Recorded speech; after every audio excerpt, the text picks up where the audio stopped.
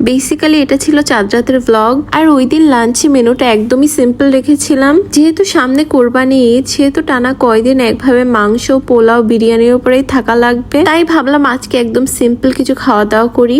আর তারপরে আমার লাঞ্চ শেষে এখন আমি রেডি হচ্ছি, বাইরে যাব। আর আমাদের মেয়েদের ঈদ মানে কিন্তু সেলফ প্যাম্পারিং, সেলফ কেয়ার কিন্তু করাই লাগবে। দেন আমি আর আমার ফ্রেন্ড পার্লারে চলে যাই। দেন পার্লারে কাজ শেষ করে আমি আর আমার ফ্রেন্ড বাইরে চলে যাই ফুচকা খাওয়ার জন্য। আর আমার কাছে কিন্তু এই দেবাশিস মামার ফুচকাটা সব থেকে বেশি ভালো লাগে। আমার অন্য কোনো জায়গার ফুচকা ভালো লাগে না, আমি আসলে এখানেই আসি দেবাশিস মামার ফুচকা খাওয়ার জন্য। আর এইদিকে আমার ফ্রেন্ডের ওর ওই সাইডের মামার ফুচকাটা অনেক ভালো লাগে, তা আমি বললাম তুই ওই মামার ফুচকাটা নে আর আমি দেবাশিস মামার ফুচকাটা খাই। তারপর আমরা একসাথে ফুচকা খেলাম। দেন তারপরে আমরা আমাদের বাসায় চলে আসি। আর বাপন দেখি আমাদের জন্য ঠান্ডা ঠান্ডা শরবত বানিয়েছে।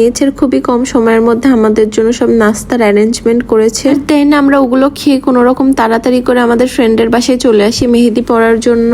আর তারপরে মেহেদি পড়া শেষ করে বাপন আমাকে নিতে চলে আসে। দেন তারপরে আমি একটু রাস্তায় ঘোরাঘুরি করছিলাম। রাস্তাঘাটে কিন্তু অনেক সুন্দর জমজমাট রমরমা একটা ভাব ছিল। ঈদের আগের এই ফিলটা আসলেই খুবই মজার। আর এসে দেখি যে গ্যারেজের মধ্যে এই সব ছাগলগুলোকে বেঁধে রাখছে, আর পিচ্চিগুলো সব ছাগলগুলোকে খাওয়াচ্ছিল। এগুলো আমাদের কোরবানি ছাগল। আর এই কোরবানি ছাগলগুলোর উপর কিন্তু একটা আলাদা একটা মায়া জন্মে যায়। ভাবতেই খারাপ লাগছে যে সবগুলোকে কালকেই কোরবানি দিয়ে দেওয়া হবে। আমিও যখন অনেক ছোট ছিলাম তখন অনেক কান্নাকাটি করতাম, তবে এখন আমি ইউজ টু হয়ে গিয়েছি। আর তারপরে এসে আমিও বাপনের হাতে একটু ছোট্ট করে মেহেদি পরিয়ে দিই। তো যাই হোক, আজকের ব্লগ এই পর্যন্তই শেষ। নেক্সট ব্লগে আবার দেখা হবে। আল্লাহ হাফেজ।